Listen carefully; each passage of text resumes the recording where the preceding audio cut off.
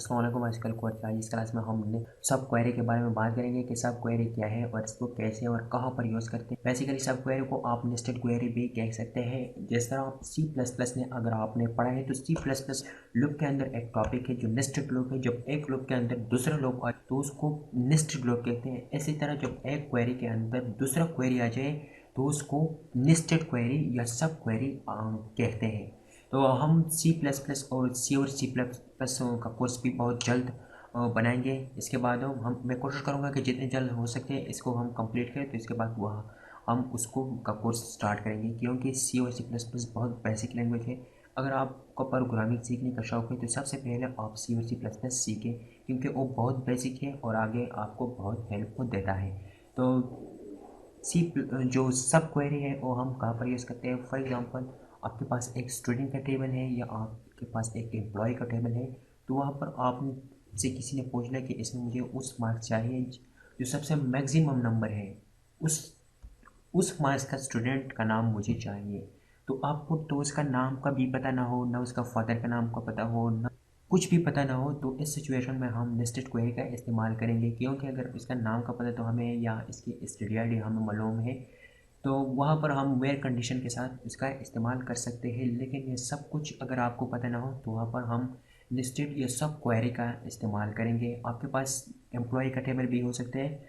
अगर किसी ने वहाँ पर आपसे पूछना कि मुझे उस एम्प्लॉय का जो सबसे मैक्सिमम, जिसका सैलरी सबसे मैक्सिमम है, उसका नाम मुझे चाहिए, तो वहाँ पर भी आप सब क्वेरी का इस्तेमाल कर सकते हैं। वीडियो स्टार्ट होने से पहले आप लोगों से एक छोटी सी रिक्वेस्ट है कि अगर इससे पहले आप लोगों ने मेरा चैनल सब्सक्राइब नहीं किया तो प्लीज़ सब्सक्राइब कर लें और साथ ही बेल वाले आइकन पर लाजमी क्लिक करें ताकि हर आने वाली न्यू वीडियो के अपडेट आपको मिल सके। क्योंकि ये सब्सक्राइब बिल्कुल फ्री में है, आपके कोई पैसे नहीं लगेंगे। अगर आपको पैसे लगेंगे तो प्लीज़ सब्सक्राइब ना करें, अगर फ्री में है तो प्लीज़ सब्सक्राइब कर लें। तो चलिए स्टार्ट करते हैं। सबसे पहले मैंने अपना जो सॉफ्टवेयर है वो मैंने ओपन किया हुआ है। सॉफ्टवेयर जो भी हो, लेकिन क्वेरी का जो तरीका है वो बिल्कुल सेम टू सेम होता है। यहाँ पर मैंने एक टेबल बनाया हुआ है। यहाँ पर आपने देख ही लिया है कि इसमें मैंने कुछ स्टूडेंट का डेटा इंसर्ट किया हुआ है। अब इसमें मैं देखना चाहता हूँ कि इसमें सबसे मैक्सिमम नंबर जो है वो उस स्टूडेंट का नाम क्या है। तो यहाँ पर मैं क्या करूँगा, इसके लिए यहाँ पर मैं क्वेरी का सब क्वेरी का इस्तेमाल करता हूँ। सब क्वेरी किस तरह आप लिखेंगे, यहाँ पर सबसे पहले आपने लिखना है सेलेक्ट। सेलेक्ट लिखने के बाद फॉर एग्ज़ाम्पल मुझे उसका नाम चाहिए, तो यहाँ पर मैं क्या करूँगा, नाम। नेम लिखने के बाद फ्रॉम। फ्रॉम लिखने के बाद आपने क्या करना है कि उस टेबल का नाम लिखना है जिस टेबल में आप फाइंड करना चाहते हैं। तो टेबल लिखने के बाद यहाँ पर वेयर का कंडीशन आप लगाए, और वेयर की कंडीशन लगाने के बाद आपने क्या करना है, यहाँ पर फॉर एग्ज़ाम्पल अगर आपके पास सैलरी है तो यहाँ पर आप सैलरी मेंशन करें। अगर आपके पास मार्क्स है, अगर आपके पास कोई भी है, तो उस कलम का नाम यहाँ पर मेंशन करें को जिस पर आप उसको फाइंड करना चाहते हैं। फॉर एग्ज़ाम्पल मेरे पास मैं यहाँ पर मार्क्स लिखता हूँ। मार्क्स को लिखने के बाद आपको याद है, अगर आपने सेलेक्ट क्वेरी देखी होगी तो वहाँ पर यहाँ सेलेक्ट क्वेरी में आपने क्या करना है, यहाँ पर आपने इज इक्वल टू लगाना था। और इज इक्वल टू लगाने के बाद फॉर एग्ज़ाम्पल कि जिसके मार्क्स 65 है, जिसके मार्क्स 70 है, वो आपने लिखना था। लेकिन यहाँ पर हम क्या करेंगे, क्योंकि हमें उसका मार्क्स भी मालूम नहीं है कि उसका मार्क्स क्या है, तो उसके लिए हम क्या करेंगे, यहाँ पर मैंने इज इक्वल टू लगाया। और इज इक्वल टू लगाने के बाद आपने एक छोटी ब्रैकेट लगाना है। छोटी ब्रैकेट लगाने के बाद इसके बाद आपने क्या करना है, और फिर आपने लिखना है सेलेक्ट।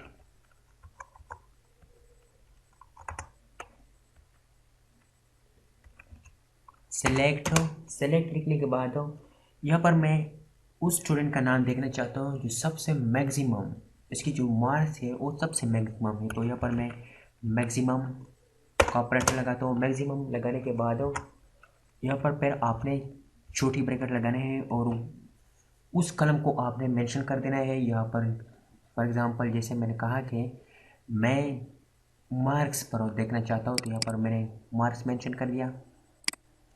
और मार्क्स मेंशन करने के बाद फिर आपने क्या करना है, फ्रॉम BCS स्टूडेंट। तो यहाँ पर मैं थोड़ा सा जूम करता हूँ ताकि आपको अच्छी तरह समझ में आ जाए।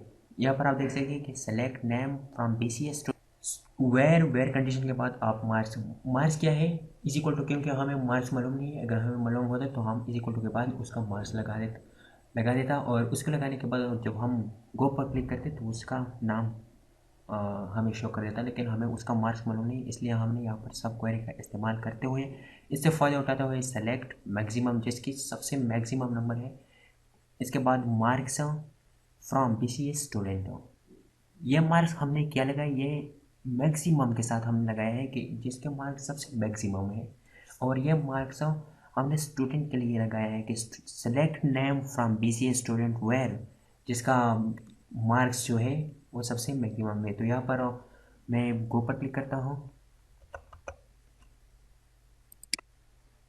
तो गो पर क्लिक करने के बाद यहाँ पर आप देख सकते हैं कि जिसका सबसे मैक्सिमम नंबर है उसका क्या नाम है, यहाँ पर आयशा। तो इसी तरह आप और भी इस्तेमाल कर सकते हैं। आप उसका study ID, father name, gender, city, ये सब कुछ आप इसी तरह फाइंड कर सकते हैं। तो यहाँ पर सिर्फ नाम की जगह आपने इसको पुट कर देना है। इसके बाद है कि फॉर एग्ज़ाम्पल मुझे उसका नाम नहीं चाहिए, मैं इसका जो ओवरऑल डाटा है वो मैं वो देखना चाहता हूँ जिसकी सबसे मैक्सिमम नंबर है। तो इसके लिए आपने क्या करना है, जस्ट आपने यहाँ से नेम हटा देना है और हटाने के बाद यहाँ पर आपने सिर्फ होल स्टेरिक लगाना है, और इसको लगाने के बाद जस्ट मैं गो पर क्लिक करता हूँ। तो गो पर क्लिक करने के बाद यहाँ पर आप देख सकते हैं कि आपके उसकी जो मुकम्मल डिटेल है वो आ गई है। वो क्या है, इसके स्टडी ID 5 है, इस तरह आयशा नाम है, Kamran Khan further name, 74 mark से फीमेल कर्व से बिलोंग करते हैं। तो फ्रेंड्स इसी तरह आप डिलीट भी कर सकते हैं। अगर आप इसमें कुछ डिलीट करना चाहते हैं तो यहाँ पर आपने क्या करना है, delete from BCS student where marks. तो आपको क्या रिजल्ट देगा, यहाँ पर मैं उसको ट्राई नहीं करता हूँ, जस्ट आपको बताता हूँ क्योंकि मैं इस रिकॉर्ड को डिलीट नहीं करना चाहता हूँ। तो इसके लिए आपने क्या करना है, डिलीट यहाँ पर लगाना है from BCS student delete is equal to जो सबसे मैक्सिमम मार्क्स है जिसकी सबसे मैक्सिमम मार्क्स है उस स्टूडेंट का डेटा मुझे डिलीट कर दें। तो क्या कर देगा कि सबसे पहले यहाँ पर वो फाइंड करेगा कि जो मैक्सिमम नंबर किस स्टूडेंट का है, तो इसके बाद आपको डिलीट उसका जो रिकॉर्ड है वो डिलीट कर देगा। सिर्फ जस्ट यहाँ सेलेक्ट की जगह आपने डिलीट लिखना है। तो इसी तरह आप अगर आप यहाँ डिलीट पर क्लिक करें तो यहाँ पर आप देख सकते हैं कि इसकी डिलीट फ्रॉम BCS स्टूडेंट हो, इसकी सिंटैक्स भी कुछ इसी तरह है। तो मुख्तलिफ क्वेरी पर आप चेक कर सकते हैं, अपडेट पर भी आप चेक कर सकते हैं। सो आई होप आपको समझ में आया होगा। अगर आपको समझ में आया होगा तो प्लीज़ लाइक शेयर कमेंट ज़रूर कीजिए और मेरे चैनल को सब्सक्राइब करना किसी भी सूरत में मत भूलिए। मिलते हैं नेक्स्ट वीडियो में। अल्लाह हाफ़िज़।